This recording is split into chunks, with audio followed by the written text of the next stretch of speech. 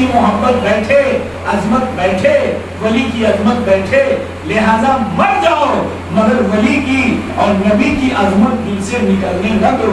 اگر یہی عظمت نکل گئی تو سب ختم ہو گیا، اگر یہی عظمت نکل گئی تو سب ختم ہو گیا۔ جتنا میں بولتا ہوں اس کا ذمہ دار میں ہوں، قاری ناصر صاحب اس کے ذمہ دار نہیں ہیں، یہاں کے لوگ اس کے ذمہ دار نہیں ہیں، ہے نا؟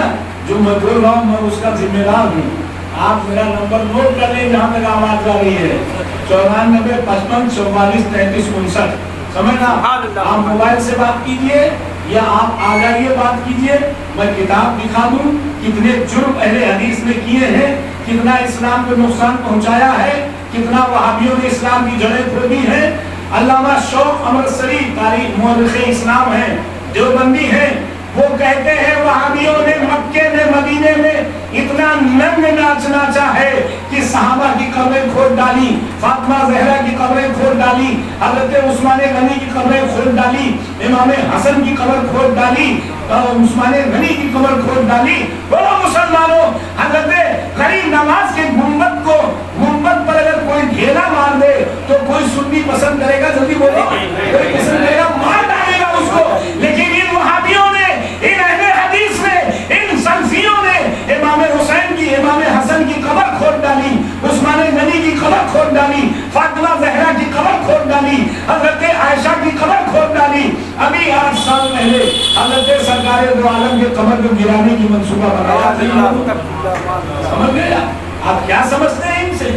نوجوانوں تم ان سے درستی کرو گے، اپنے ایمان کی خبر کھولو گے، اپنا ایمان برباد کرو گے۔ سب سے بے ایمان اگر دنیا میں کوئی طبقہ ہے، ان سے نقصان اس لیے زیادہ ہے کہ ان کا لباس اسلامی ہے، ان کے داڑھی ہے، مسلمان کا لباس رکھے ہیں، قرآن پڑھتے ہوئے آتے ہیں، کلمہ پڑھتے ہوئے آتے ہیں۔ کیا خیال ہے آپ کا؟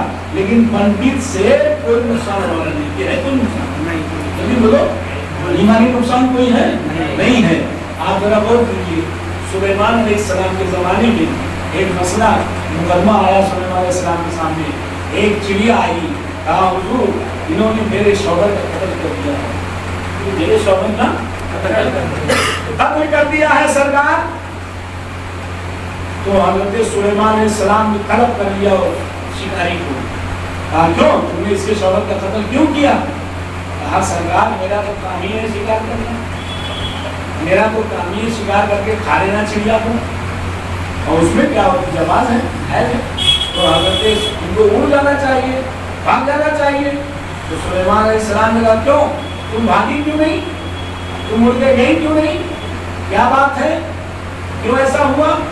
کہا سرکار بات دراصل یہ ہے کہ جب یہ آئے تھے تو یہ ٹوپی لگائے تھے اور تسبیح لیے تھے، کرتا پیجامہ پہنے تھے، تسبیح بھاگ رہے تھے۔ میں نے اپنے شوہر سے کہا کہ کوئی انسان آ رہا ہے اڑ چلو، تو میرے شوہر نے کہا چپ، بدتمیزی کرتی ہے، ہر شریف آدمی کو تو بدنام کرتی ہے، ٹوپی سر کے اوپر ہے، تسبیح ہاتھ میں ہے، کرتا لمبا ہے، پیجامہ بھی شرعی ہے، اور تو کہہ رہی کہ شکاری ہے، اڑ چلو۔ سرکار میں چپ ہو گئی، میں تو اڑ گئی، میرے شوہر بیٹھے رہے ان پر بھروسہ کیے ہوئے، انہوں نے اٹھایا مار دیا، میرا شوہر نیچے آ گیا۔ سرکار شکایت اس بات کی ہے کہ اگر یہ چیرے مار تھے تو ان کو چیرے مار بن کے آنا چاہیے، عبادت گزار بن کے نہیں آنا چاہیے، ان کو چیرے مار بن کے آنا چاہیے۔ ہم چاہے اڑتے تو نہ اڑتے، لیکن یہ چیرے مار بن کے آتے، تو یہ چیرے مار ہے، چیرے مار، ان کو چیرے مار بن کے آنا چاہیے، نبی کا مخالف بن کے آنا چاہیے، اسلام کا دشمن بن کے آنا چاہیے، یہودی بن کے آنا چاہیے، نصرانی بن کے آنا چاہیے، مجوسی بن کے آنا چاہیے، مگر یہ تو اسلام کا لباس پہن کے آتے ہیں۔ خطرہ اس میں سمجھنا، معاملات اس میں محبت کے ساتھ درود پاک پڑھیے، اللہم صلی علی سیدنا مولانا محمد الجود والکرم والہ کرام علیہ وسلم، صلاۃ و سلام علیک دائما یا رسول اللہ صلی اللہ علیہ وسلم۔ اب آئیے چلتے ہیں دوسرے طرف، ٹائم زیادہ ہو رہا ہے، چلتے ہیں دوسرے طرف۔ بس ایک بات عرض کرتے ہیں، بڑے سنجیدگی کے ساتھ سنیے، جہاں تک آواز جا رہی سب لوگ بڑے غور سے سنیں، بڑے سنجیدگی سے سنیے۔ کہا یہ جاتا ہے بھائی قرآن میں، حدیث میں، بخاری میں رفع یدین کیا ہے؟ رفع یدین ہے۔ نیت باندھی اللہ اکبر، رکوع میں گئے اللہ اکبر، رکوع سے اٹھے اللہ اکبر، ٹھیک ہے نا، اور پھر قیام میں آئے اللہ اکبر، اس کو رفع الیدین کہتے ہیں، یعنی ہر ترکیب میں ہر محل پر ہاتھ کو اٹھانا۔ حدیث شریف میں ہے رفع الیدین، حدیث شریف میں رفع الیدین جو سے بولو ہے۔ امام نے کہا والضالین، اور پیچھے مقتدیوں نے کہا آمین۔ سبھی لوگوں نے، اہل حدیث کی مرضی میں ایسی ہوتا ہے آمین، سمجھے آپ؟ تو آمین جو جہر حدیث میں ہے، رفع یدین حدیث میں بولو دور سے ہے، رفع یدین حدیث میں ہے، آمین جو جہر حدیث میں ہے۔ یہ سبھی لوگ تو نہیں کرتے ہیں، یہ ان کو کرنا چاہیے، حدیث پہ عمل کرنا چاہیے بھائی، ہم لوگ تو حدیث پہ عمل کرتے ہیں، ہم لوگ کو جو ہے بیس حدیث ہے، قرآن ہے، اور حدیث و قرآن اصل بیس ہے، اسی پر عمل کرتے ہیں۔ خواجہ اور اب اہل حدیث کے جملے سنیں، خواجہ مانے کچھ نہیں، غوث مانے کچھ نہیں، فلاں صحابہ مانے کیا، امام اعظم مانے کیا، کچھ نہیں۔ جب حدیث موجود ہے، قرآن موجود ہے، مسلمانوں غوث سنو۔ قرآن عظیم میں اللہ نے فرمایا جب صحابہ کو بہت ستایا جانے لگا، ٹھیک ہے نا، اور جب ایمان لائے صحابہ تو ان کو گھوڑے میں بھر کر کے اور سڑک پہ ڈال دیا جاتا، اور جب ایمان لائے صحابہ تو ان کو بالوں کے ڈال دیا جاتا، پکی ہوئے بالوں پہ، اور اوپر سے جو ہے لوگ جوتا پہن کر کے سینے پہ چڑھ کر کے اٹھتے تھے، ٹھیک ہے نا۔ جب صحابہ کرام ایمان لائے تو ان کے جسم پر جو ہے آگ گرم کر کے پورے جسم پر ایسے چلاتے تھے۔ صحابہ کرام ایمان لائے تو ان کو کچے چمڑے میں بھر کر کے باندھ کر کے ڈال دیا جاتا تھا، اور پاٹی سے پاٹی جاتے ہو نا چرپائی کی، اس سے پیٹا جاتا تھا، اور صحابہ نے ایمان لائے تو ان کو الٹا لٹکا کر کے ناک میں دھواں دیا جاتا تھا۔ انتہائی درجے سے عاجز کر دیا۔ اللہ نے آیت نازل فرما دی فَقْتُلُوا الْمُشْرِكِينَ حَيْثُ وَجَدْتُمُوهُمْ، جہاں کافر مل جائیں، مشرک مل جائیں، ان کو ختم کر دو۔ تو قرآن کا آرڈر ہے کہ نہیں؟ جلدی بولو، قرآن کا آرڈر ہے نا؟ جہاں اہل حدیث رہتے ہیں وہاں آس پاس میں کوئی غیر مسلم بھی ہے کہ نہیں؟ شجاعت گنج میں اہل حدیث رہتے ہیں، بھوپور گنج میں اہل حدیث رہتے ہیں، سمجھ گیا؟ تو وہاں غیر مسلم ہے، ادھر غیر مسلم ہے، مشرک ہے۔ مشرک اسے کہتے ہیں جو اللہ کے علاوہ بت کی پوجا کرتے ہیں، سورج کی پوجا کرتے ہیں، چاند کی پوجا کرتے ہیں، آگ کی پوجا کرتے ہیں، جانور کی پوجا کرتے ہیں، پیڑ کی پوجا کرتے ہیں، اللہ کے علاوہ وہ دوسرے کو اپنا معبود بنائے، دوسرے کی پوجا کریں، دوسرے کی عبادت کریں، وہ مشرک ہے۔ وہ کیا ہے؟ مشرک ہے۔ تو اب بتاؤ، ان اہل حدیث سے پوچھو کہ یار تمہارے پڑوس میں ایک ہندو رہتا ہے اور تم اس کو جان سے مارتے نہیں، تم کیسے مسلمان ہو؟ قرآن تو تمہارا عمل ہی نہیں۔ جب کہ قرآن کہہ رہا ہے فَقُولُوا الْمُشْرِكِينَ حَيْثُ وَجَدْتُمُوهُمْ، یہ مشرک جہاں ملے وہاں ان کو قتل کر دو، اور تم تعجب کی بات ہے تم وہیں موجود اور مشرک وہیں موجود، اور قرآن تو تمہارا عمل نہیں۔ عمل ہونا چاہیے قرآن پہ، تم اسی جگہ پر موجود۔ یہ تو شجاعت گنج میں نے تقریر کیا تھا، تو تقریر کر رہا تھا میں 20 برس پہلے، قاضی شہر قاضی مصطفی صاحب موجود بھی تھے، اور پھر بڑے علماء تھے، اور پرچہ بھیج دیا گیا مجھے، تو میں نے کہا یہ میلاد کا بورڈ لگا ہے، میلاد سے انہیں تکلیف ہوتی ہے، تو پرچہ بھیجا ہے تاکہ میلاد بند ہو جائے، مولانا غصے میں آ جائیں گے تو ابھی میلاد پڑھنا بند کر دیں گے، بھلے ہمیں برا بھلا کہیں مگر میلاد نہ کریں، سمجھنا۔ تو ہم نے کہا پہلے میلاد میں پڑھ لینے دو، پھر ہم ان سے سوالات کرتے ہیں۔ جب میلاد پڑھ دیا تب میں نے کہا اب بولو یہ دکان جو ہے، یہ دکان غیر مسلم کی دکان ہے، اور یہاں پر اہل حدیث رہتے ہیں، ان کو جان سے مارا کیوں نہیں آج تک کے؟ اللہ کو تم کیا منہ دکھاؤ گے؟ تمہاری نمازیں تباہ ہوں گی، تمہاری عبادات تباہ ہوں گے، تمہاری ریاضت تباہ ہوگی، کیوں نہیں تم ایسا کرتے ہو؟ اپنے کو تم پکا والا مسلمان کہتے ہو اور قرآن پر عمل نہیں، قرآن پر تمہارا ایمان نہیں، سمجھنا۔ تمہارے محلے میں مشرک موجود، تمہارے محلے میں بےمان موجود اور پھر بھی تم قتل نہیں کرتے، کیا جواب دو گے اس کا؟ بات آگے سمجھنا نہیں؟ جی جب کوئی اہل حدیث کہے کہ ہم لوگ تو قرآن کے عمل کرتے ہیں تو آپ سیدھے کہیے بالکل عمل نہیں ہے، قرآن کے عمل کرتے ہو جو قرآن میں ہے فقتلوا المشرکین حیث وجدتموہم، کیوں نہیں ڈھونڈ ڈھونڈ کے مارتے؟ کیا وجہ ہے کیوں نہیں مارتے ہو؟ کہیں گے جان بچانا ضروری ہے، کہا جان بچانا ضروری ہے کہ قرآن بچانا ضروری ہے؟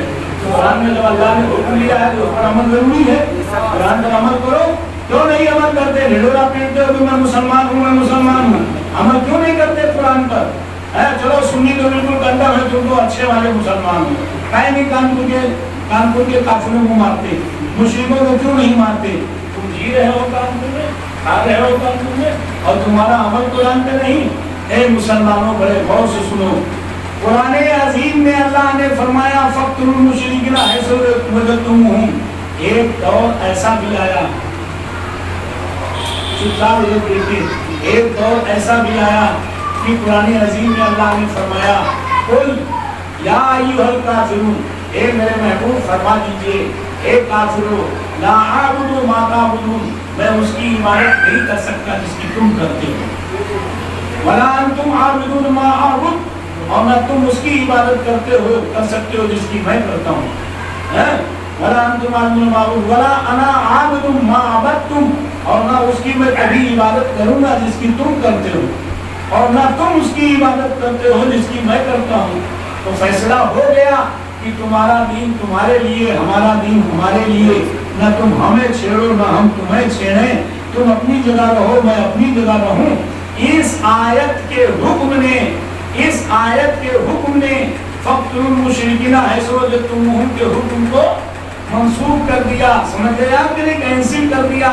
لیکن آج بھی وہ آیت موجود ہے، جب ویسے ہی ماحول پیدا ہو جائے گا تو اس آیت کا حکم پھر زندہ ہو جائے گا۔ جس طرح سے قرآن کی ایک آیت نے ایک آیت کے حکم کو کینسل کیا ہے، اسی طرح سے حدیث نے دوسری حدیث کے حکم کو کینسل کیا۔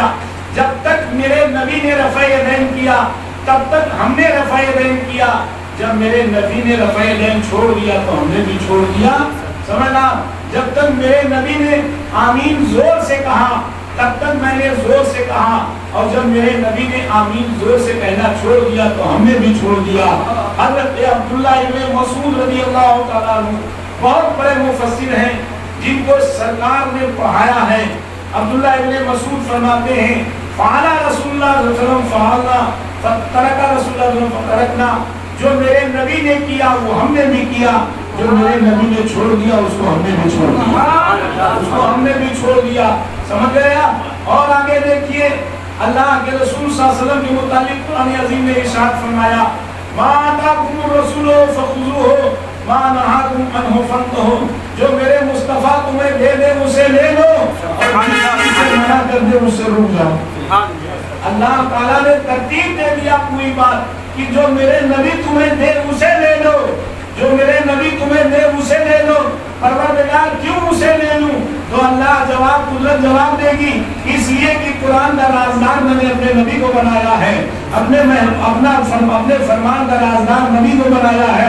جتنا میرے نبی قرآن کو جانتے ہیں اتنا کوئی قرآن کو نہیں جانتا، لہٰذا جس بات پہ میرے نبی عمل کے لیے کہیں اس بات پہ تم عمل کرو، اور جس بات سے میرے مصطفیٰ روک دے اس سے رک جاؤ۔ یہی دین ہے، یہی اسلام ہے۔ پہلی بات تو یہ ذہن سے نکالنا چاہیے کہ ہمیں مل کے رہنا، ایک بات یہ نکالنا چاہیے۔ دوسری بات یہ نکالنا چاہیے کہ ہمیں کسی کے پاس دین جا کے سیکھنا ہے۔ ہمارے لیے ہمارا امام کافی ہے، ہمارے مذہب ہمارے مشرف کا عالم کافی ہے۔ سرکار دو عالم صلی اللہ علیہ وسلم کی ایک حدیث شریف ہے، درود پاک رہتا ہے زیادہ ہو جائے گا۔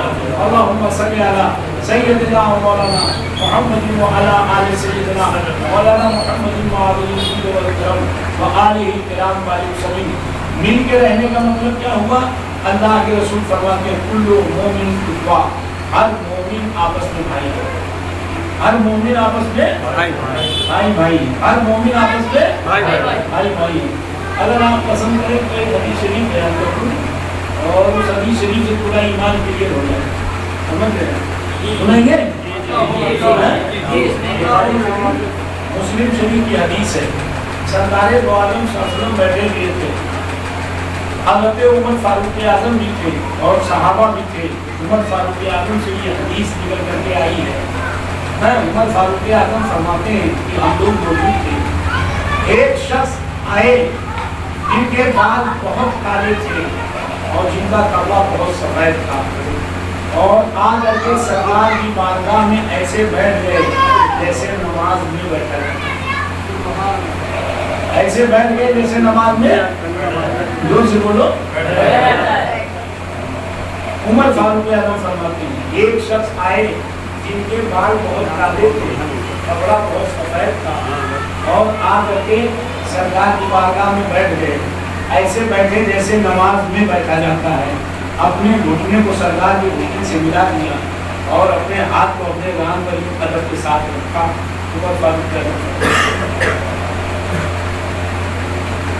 عمر فاروق اعظم فرماتے ہیں ہم لوگوں میں سے کوئی آدمی ان کو پہچانتا نہیں تھا، اگر وہ قریب کے ہوتے، بھائی اگر آپ کے چمنگن کے اپنے کلیمیہ مدرسے کے قریب آدمی ہوگا تو آپ اسے پہچانیں گے نا، تو ہم لوگوں میں سے کوئی آدمی اس کو پہچانتا نہیں تھا ان کو۔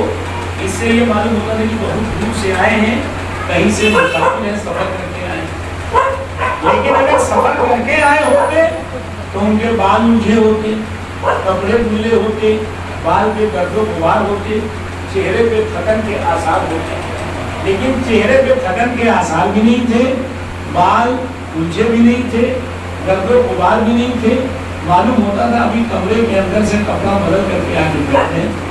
بڑی حیرت میں تھے ہم لوگ، اور ہم لوگ پہچانتے بھی نہیں ہیں، اور یہ دور کا ہے اور اس پہ سفر کے آثار بھی نہیں ظاہر ہو رہے ہیں۔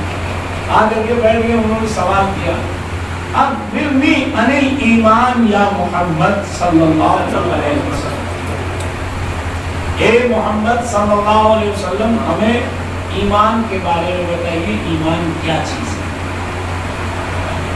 تو سرکار نے فرمایا ان تؤمنوا باللہ وملائکتہ وکتبہ ورسلہ والیوم الآخر والقدر خیرہ وشرہ من اللہ تعالی والبعث بعد الموت۔ یہ صفت ایمان مفصل ہے نا، اس پر ایمان رکھنا فرض ہے۔ ایمان لایا میں اللہ پر، آمنت باللہ وملائکتہ، اور اس کی کتابوں پر، یعنی خالی قرآن پر نہیں، توریت پر بھی ایمان رکھنا ہوگا، انجیل پر بھی ایمان رکھنا ہوگا، زبور پر بھی ایمان رکھنا ہوگا، توریت، انجیل، زبور، قرآن چاروں پر ایمان رکھنا ہوگا، اور جو صحیفے اترے ہیں ابراہیم علیہ السلام پر اور دیگر پیغمبروں پر، میگزین جو رسالے اترے ہیں اللہ کے جانب سے، اس کو بھی حق ماننا ہوگا۔ لیکن یہ موجودہ توریت، انجیل، زبور، اس پر ایمان نہیں، جو آسمان سے اترا ہے اس پر ایمان، جو آسمان سے اترا ہے۔ سن لو پہلے، یہ جو اس وقت انجیل ہے، جو اس وقت توریت ہے، جو اس وقت زبور ہے، اس میں ڈھکا بڑھا دیا گیا ہے، اس میں ڈھکا بڑھا دیا گیا ہے، لہذا اس پر ہمارا ایمان نہیں، اس توریت، انجیل، زبور پر ایمان ہے جو آسمان سے اترا تھا۔ سمجھ گیا؟ آمنت باللہ وملائکتہ کتبہ، ایمان لایا میں اللہ پر اور فرشتوں پر۔ اللہ پر اور فرشتوں پر کیوں ایمان لائیں؟ کیا اللہ اور فرشتے دونوں برابر ہیں؟ تو برابر نہیں ہے تو کیوں ایمان لائیں؟ پتہ یہ چلا کہ اللہ کی بلندی اپنی جگہ ہے، لیکن اللہ نے اپنی قدرت سے بلندی فرشتوں کو دی ہے۔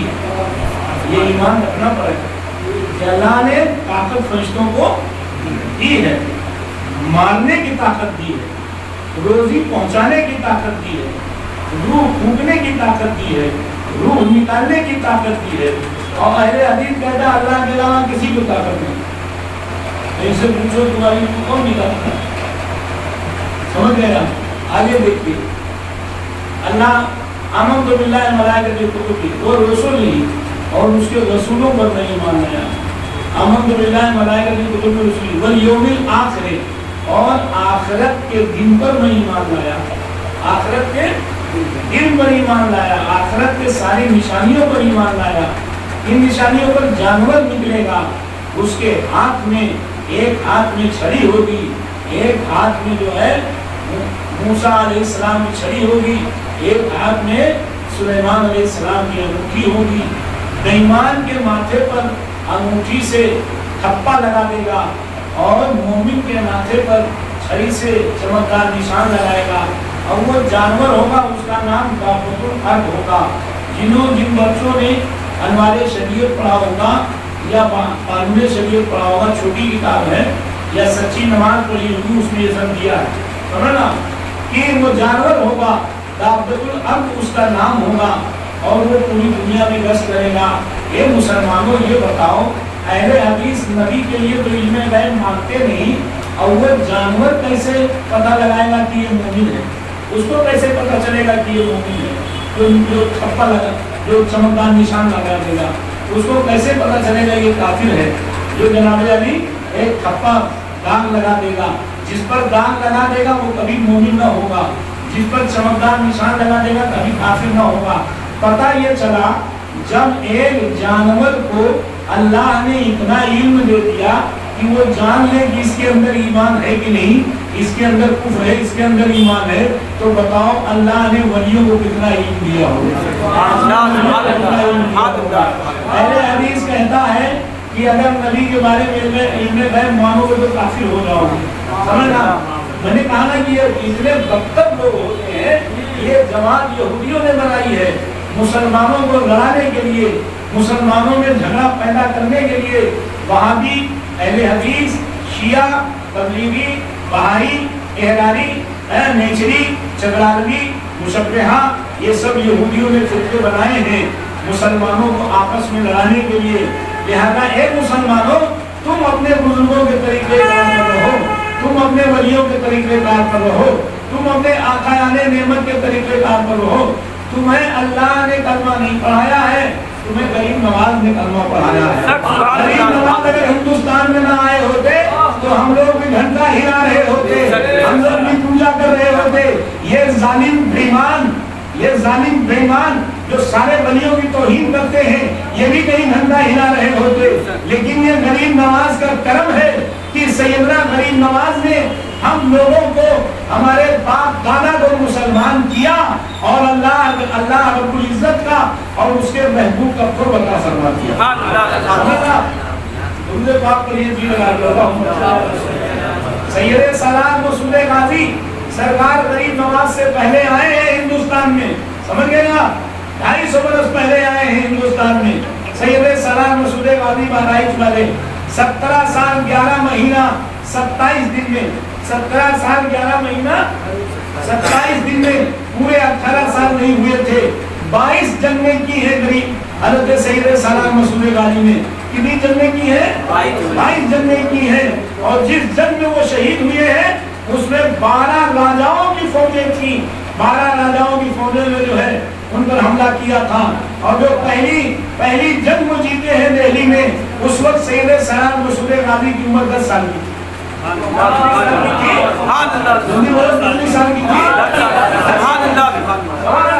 10 سال کی تھی ان کی عمر، یہ عالم تھا حضرت سید سالار مسعود غازی علیہ السلام۔ تو ان بزرگوں نے ہمیں اسلام دیا، ان بزرگوں نے ہمیں ایمان دیا، ان بزرگوں نے ہمیں ایمان دیا، سمجھ گئے آپ؟ ان اہل حدیث کے فیور میں آ کر کے اپنے بزرگوں کی توہین نہ کرو، اپنے آقایان نعمت کی توہین نہ کرو، اپنے بزرگوں سے دوری نہ بناؤ، بلکہ ان کو لات مار دو۔ تمہارا بیٹا اگر اہل حدیث بن جائے تو اس کے لیے دروازہ بند ہو جانا چاہیے کہ ہم جو ہے، ہم سودا اپنے نبی کی عظمت میں نہیں کر سکتے، چاہے میرا بیٹا ہو، چاہے میرا باپ ہو۔ قرآن عظیم میں اللہ نے فرمایا، اے میرے محبوب، جو آپ سے محبت کرتے ہیں، جو اللہ سے محبت کرتے ہیں، وہ قطعی ایسے لوگوں سے دوستی نہیں کریں گے جو اللہ اس کے رسول کے مخالف ہوں، چاہے وہ ان کے باپ کیوں نہ ہوں، چاہے وہ ان کے دادا کیوں نہ ہوں، چاہے وہ ان کے کنبہ کیوں نہ ہوں، چاہے ان کے رشتہ دار کیوں نہ ہوں، چاہے ان کے عزیزدار کیوں نہ ہوں۔ جب وہ سب کو ہٹا دیں گے ذہن سے، صرف اللہ اس کے رسول کو مانیں گے، تب مومن ہوں۔ ایمان اسے کہتے ہیں، ایمان اسے بھی کہتے ہیں کہ ایک ٹائم گھنٹہ ہلاؤ، ایک ٹائم نماز پڑھو۔ ایمان اسے کہتے ہیں کہ جو حق ہے وہی حق ہے، جو حق ہے وہی حق ہے، اس کے علاوہ کوئی حق نہیں ہے۔ جو حق ہے وہی حق ہے، اس کے علاوہ کوئی حق نہیں، بس یہی ایمان ہونا چاہیے۔ محبت کے ساتھ مجھے بات رہی ہے، اللہم صلی علی سیدنا مولانا محمد۔ آگے سوال کیا آمنت باللہ ملائکۃ کتب رسلہ والیوم الآخر ہی پوچھے تھے نا، والقدر خیرہ، اور ایمان لایا میں تقدیر کی اچھائی اور برائی کا، یعنی جو ہمارے مقدر میں ہے اس پر میں ایمان لایا، والقدر خیرہ و شرہ من اللہ تعالی، اور ایمان لایا میں والبعث بعد الموت، یعنی ایمان لایا میں کہ مرنے کے بعد پھر حساب کتاب کے لیے اٹھنا ہے، میں اس پر ایمان لایا۔ 7 چیزیں ہیں کہ جن پر ایمان لانا فرض ہے۔ تو جب سرکار نے یہ کہا تو اس سوال کرنے والے نے کہا بالکل صحیح آپ نے کہا۔ کیا کہا اس نے؟ بالکل صحیح آپ نے، کیا کہا اس نے؟ بالکل صحیح آپ نے، سنو نا بھائی، بالکل صحیح آپ نے۔ عمر فاروق اعظم کو غصہ آیا، اس کو کہنا چاہیے میں ایمان لایا، اس کو کیا کہنا چاہیے؟ میں ایمان لایا، لیکن یہ کہہ رہا ہے بالکل صحیح کہا۔ مطلب یہ ہے کہ کہیں سے سیکھ کر کے آیا ہے، اس کو خواتین میں حضور سے سوال کر رہا ہے، جب حضور نے جواب دیا اور اس نے تیزی کیا اس جواب کو اس جواب کو، اور تم کو ایک نکلا تو کہہ رہا صحیح کہا، یہ تو میرے سرکار کا امتحان لینے آیا ہے۔ تو عمر فاروق اعظم کو بہت دیر غصہ آیا کہ میں اس کی گردن مار دوں، لیکن آداب پیغمبر سرکار کے عادت کی بنیاد پر سلطان ہے اس نے دوسرا سوال کر دیا، اخبرنی عن الاسلام یا محمد صلی اللہ علیہ وسلم، بتائیے اسلام کیا چیز ہے، خبر دیجیے۔ تو سرکار نے فرمایا اسلام یہ ہے، بولیے الاسلام علی 5 شہادت اللہ الہ الا اللہ ان محمد رسول اللہ، تقیم الصلاۃ، تؤتی الزکاۃ، تحج البیت من استطاع الیہ سبیلا، تصوم شہر رمضان۔ اسلام یہ ہے کہ کلمہ پڑھو، نماز پڑھو، روزہ رکھو، حج کرو، زکات دو، یہ اسلام ہے۔ مطلب کیا سمجھے آپ؟ ظاہری اعمال کا نام اسلام ہے، ظاہری اعمال کا نام اسلام ہے، دل کے یقین اور جذبات کا نام ایمان ہے۔ سبحان اللہ۔ جب اسلام اور ایمان دونوں ملے گا، دونوں کا سنگم ہوگا، تب ایمان میں نکھار پیدا ہوگا۔ سمجھ گئے آپ؟ اگر آدمی مومن ہے تو اگر وہ گنہگار ہے تو سزا پائے گا مگر جنت میں جائے گا، اور اگر وہ مومن نہیں ہے تو چاہے جتنی عبادت ہو وہ جنت میں نہیں جائے گا۔ ایمان اصل ہے، ایمان بنیاد ہے، ایمان جڑ ہے، اور اعمال اس کی شاخیں ہیں، اعمال اس کے ڈال ہیں۔ جب جڑ سوکھ جائے گی تو شاخیں نہیں ہوں گی، پھل نہیں ہوں گے، پھول نہیں ہوں گے، کچھ نہیں ہوگا۔ لہذا ایمان مضبوط ہونا چاہیے جو جڑ ہے، اور ایمان کے جڑ کی جڑ میرے مصطفیٰ میرے سرکار۔ اب سنیے، پھر اس نے کہا بالکل صحیح کہا آپ نے۔ عمر فاروق اعظم پھر غصہ آیا، کچھ نہیں بولے۔ پھر اس نے کہا اخبرنی یا محمد عن الاخلاص، اے محمد صلی اللہ علیہ وسلم اخلاص کے بارے میں مجھے خبر دیجیے، اخلاص کیا ہے؟ تو سرکار نے فرمایا اخلاص یہ ہے جب تم عبادت کرو تو یہ سوچو کہ خدا مجھے، یہ سوچو کہ میں خدا کو دیکھ رہا ہوں، یہ سوچو کہ میں خدا کو دیکھ رہا ہوں، اور اگر یہ نہ سوچ سکو تو اتنا سوچو کہ خدا مجھے دیکھ رہا ہے۔ سمجھنا، یہ ہے اخلاص۔ آپ بالکل صحیح کہا۔ پھر اس نے سوال کیا اخبرنی یا محمد عن الساعہ، اے محمد مجھے خبر دیجیے قیامت کے بارے میں، قیامت کب آئے گی، مطلب ساعت قیامت کب آئے گی؟ کہا سرکار نے فرمایا من مسئول عنہا بعالم من السائل، سوال کرنے والا ہم سے زیادہ جانتا ہے۔ سرکار نے کیا کہا؟ سوال کرنے والا ہم سے، سوال کرنے والا نے کیا کہا؟ سوال کرنے والا ہم سے، سرکار نے کیا فرمایا؟ سوال کرنے والا ہم سے زیادہ جانتا ہے۔ دماغ تیز رکھیے گا، بھول نہ جائیے گا، سوال کرنے والا ہم سے زیادہ جانتا ہے۔ وہ چپ ہو گیا۔ پھر اس کے بعد آگے بڑھا، اس نے پھر سوال کیا اخبرنی یا محمد عن علاماتها، عن اماراتها، خبر دیجیے مجھ کو قیامت کی نشانیوں کے بارے میں۔ اگر آپ یہ نہیں بتا رہے ہیں قیامت کب آئے گی تو مجھے بتا دیجیے اس کی نشانی کیا ہے۔ اب سرکار کا فرمان سن، سرکار فرماتے ہیں ٹھیک ہے نشانی سن لو، تلد الامۃ ربتها وفاض الاولاد یتطاولون فی البنیان، قیامت کی نشانی یہ ہے کہ ایسے بچے پیدا ہوں گے جو اپنے ماں باپ کے ساتھ بدتمیزی کریں گے، اپنے ماں باپ کے سامنے گستاخی کریں گے، اپنے ماں باپ کو ڈانٹے بٹ کریں گے، یعنی ماں لوگی اپنے رب کو پیدا کرے گی، یعنی ایسا بچہ حکومت کرے گا اپنے ماں باپ پر کہ ماں باپ بیچارے ڈریں گے، اپنے لڑکے سے ڈرنے لگیں گے۔ اب ذرا غور کیجیے گا۔ اور آگے سرکار نے فرمایا وفادر وراء یتطاولون فی البنیان، قیامت کی نشانی یہ ہے کہ ایسے لوگ جو سماج کے بالکل نکمے ان پڑھ ہوں گے، جن کے پیر کا جوتا اور سر کی ٹوپی میں میسر نہیں ہوتی ہوگی، بالکل نکمے ہوں گے، پچھڑے لوگ ہوں گے، وہ پبلک کے لیڈر بن جائیں گے، پبلک کے سردار بن جائیں گے اور پبلک کی پر حکومت کریں گے۔ بولو ایسا ہو رہا ہے نہیں ہو رہا؟ بولو ہو رہا ہے نا؟ ہو رہا ہے۔ فرضی طور پہ سند لے لیا، سرٹیفکیٹ لے لیا، فرضی طور پہ پڑھانے کا کچھ نہیں، پڑھانے کا کچھ نہیں ہے نا، سرٹیفکیٹ لے لیا فرضی طور پہ ہے نا۔ تو اس کے بعد جناب عالی ہم آگے دیکھیے وفادر وراء یتطاولون فی البنیان، جن کو پیر کا جوتا نصیب نہیں ہوتا تھا، ننگے پیر ننگے سر رہتے تھے، وہ بڑی بڑی بلڈنگوں میں اکھلائیں گے، یہ قیامت کی نشانی ہے۔ تو اگر کوئی آدمی پوچھے کہ مولانا مشتاق کو آپ جانتے ہیں؟ ہاں میں نہیں جانتا، سوال کرنے والا ہم سے زیادہ جانتا ہے۔ تو کہا اچھا ان کی نشانی بتا دیجیے۔ کہا ان کی نشانی ہے کہ براؤن کلر کی پہننا ہوتی ہے، داڑھی رکھے ہوئی ہے، یہ قدر ہے اس طرح سے، تو اسی نشانی کا نام تو مشتاق ہے۔ سمجھے بھی نہیں؟ تو سرکار نے جو نشانی بتائی اسی کا نام تو قیامت ہے نا، اسی کا نام تو قیامت کی نشانی ہے۔ لیکن سرکار نے یہ کیوں کہا سوال کرنے والا ہم سے زیادہ جانتا ہے؟ اب آپ دوسری پڑھو، یہ پوری حدیث آپ کو یاد ہو گئی جو میں نے بیان کیا، جلدی پوری یاد ہو گئی پکا؟ ٹھیک، اگر کچھ نہیں پوائنٹ یاد ہوگا نا۔ اب آگے دیکھیے، آگے چلیے دیکھیے، سرکار دو عالم صلی اللہ تعالیٰ علیہ وسلم کے پاس سے وہ شخص اٹھا اور جا کر کے تھوڑی کچھ جھکا۔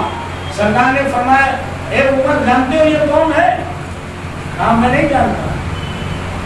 ایسے انداز میں عمر فاروق نے کہا گویا کہ ہمیں جانے کی ضرورت کیا ہے ایسے آدمی، میں نہیں جانتا۔ تو سرکار جواب دیتے ہیں حاضر جبریل، اے عمر یہ جبریل ہے، جبریل۔ یہ کون تھے؟ جبریل تھے۔ یعلمکم دینکم، تم کو تمہارا دین سکھانے آئے تھے۔ جبریل تھے، تم کو تمہارا دین سکھانے آئے۔ جملے میں غور کیجیے، جبریل تھے یہ تمہیں دین سکھانے آئے تھے۔ کیا سکھانے آئے تھے؟ کیا سکھانے آئے تھے؟ دین سکھانے آئے تھے۔ اور سرکار کیا سکھانے آئے تھے؟ کیا سرکار نہیں سکھا پا رہے تھے؟ جبریل کی ضرورت پڑ گئی، اس کا کیا مطلب؟ سلسلے وار سمجھتے چلیے۔ حضور اکرم صلی اللہ علیہ وسلم نے فرمایا، کیا فرمایا؟ سوال کرنے والا ہم سے ظاہر جانتا ہے۔ کیوں سرکار نے؟ اس لیے فرمایا بات دراصل یہ ہے، امام حاضر ہے کہ نہیں؟ میں اسی کے بعد سلام پڑھ لی۔ سرکار دو عالم صلی اللہ علیہ وسلم بیٹھے ہوئے، کوئی ادھر سے آیا، کندھے پہ لاٹھی رکھے ہوئے، اے محمد صلی اللہ علیہ وسلم ہمیں بتا دو، ہمیں جلدی ہے جانا ہے کھیت۔ اب ان کو سرکار سمجھانے لگے، دوسرے صاحب آگے کھڑے کہہ دیا ہم کو بتائیے ذرا، ہمیں جانا ہے۔ سمجھ گیا؟ ابھی ان کا جواب کمپلیٹ نہیں ہوا، اب ان کو سکھانا، ان کو بتانا ہے، جواب دینا ہے۔ تیسرے آگے ارے ہم کو بتائیے ہمیں جانا ہے۔ پھر چوتھے آگے تو اللہ نے دیکھا ان لوگوں کو میرے محبوب کی عادت کا ڈھنگ نہیں ہے، ان لوگوں کو میرے محبوب کی عادت کا ڈھنگ، ان لوگوں کو میرے محبوب کی عادت کا ڈھنگ نہیں معلوم ہے۔ اب جب یہ بات کہو گے تو وہ اہل حدیث کیا ہوگا؟ صحابہ کو ادب کہیں گے، کہیں صحابہ کو ادب کرنے کا۔ ارے اس وقت وہ لوگ نہ دین پڑھے تھے، نہ جو ہے کچھ سمجھے تھے، بلکہ سرکار کی بارگاہ میں نئے نئے آئے تھے، اور اس وقت اسلام بھی پورے طور پہ نہیں پھیلا تھا، سمجھا؟ تو سرکار دو عالم صلی اللہ علیہ وسلم کے ادب کو سکھانے کے لیے میرے محبوب کا ادب کیا ہے، اللہ نے جبریل کو بھیجا. سبحان اللہ سبحان اللہ سبحان اللہ. میرے محبوب کا ادب کیا ہے؟ اللہ نے جبریل کو بھیجا کہ جاؤ دو جانو بیٹھو اور بیٹھ کر کے بتا دو کہ محبوب کے بارگاہ کا ادب یہ ہے کہ ایسے بیٹھا جائے جیسے اللہ کی بارگاہ میں بیٹھا جاتا ہے، جیسے نماز میں بیٹھا جاتا ہے.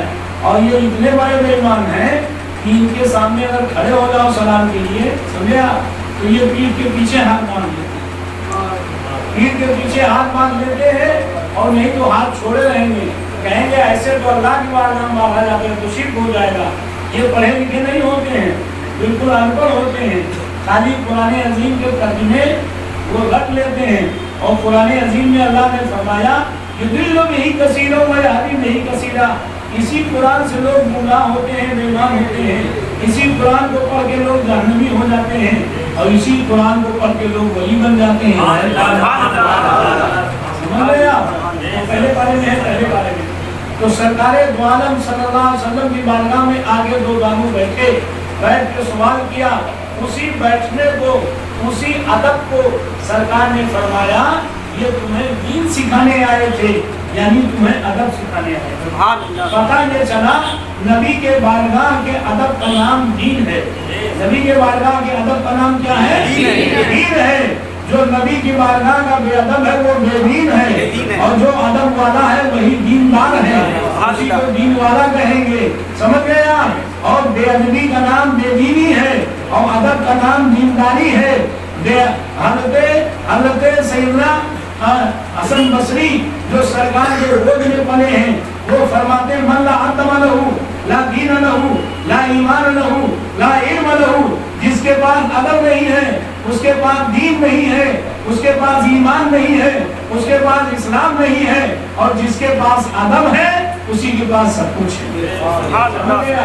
تو سرکار دو عالم صلی اللہ علیہ وسلم کی بارگاہ میں جبریل ایسے بیٹھے جیسے نماز میں بیٹھا جاتا ہے. جبریل نے بیٹھ کے بتا دیا کہ نبی کے بارگاہ کا ادب ایسے ہی کیا جاتا ہے جیسے اللہ کی بارگاہ کا ادب کیا جاتا ہے. سمجھ گئے آپ؟ یہ اللہ کے محبوب ہیں. یہاں بے ادب ہو جاؤ گے تو ہر جگہ بے ادب ہو جاؤ گے، اور یہاں اگر مؤدب ہو جاؤ گے، ادب والے ہو جاؤ گے تو ہر جگہ ادب والے ہو جاؤ گے، نجات مل جائے گی. اور سرکار نے فرمایا کہ سوال کرنے والا ہم سے زیادہ جانتا ہے.